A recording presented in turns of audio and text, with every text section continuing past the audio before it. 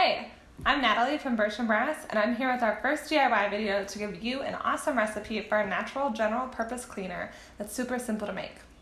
I've been using a handmade cleaner around the house for years, and I've never looked back.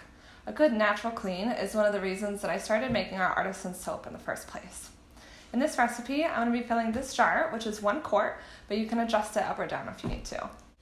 You'll need 1.5 teaspoons of soap.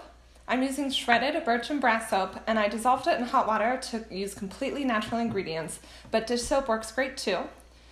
14 ounces of white vinegar, 2 ounces of rubbing alcohol for an added disinfectant,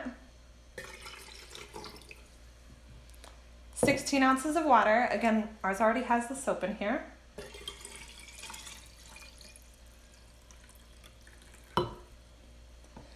and the last thing that you'll need is about 30 to 40 drops of your favorite essential oil.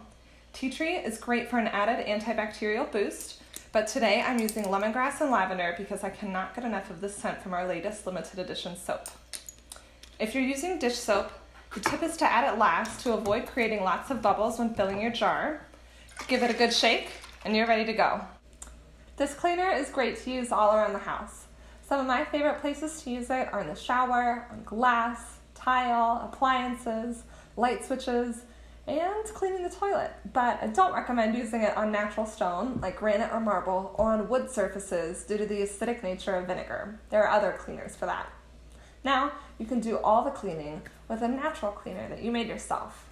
If you try this DIY, let us know. I'd love to hear from you. And if you enjoyed this video, give it a like, comment, or share with that one friend who cleans a lot. Speaking of which, I'm gonna go do some cleaning. Thanks for tuning in. Bye.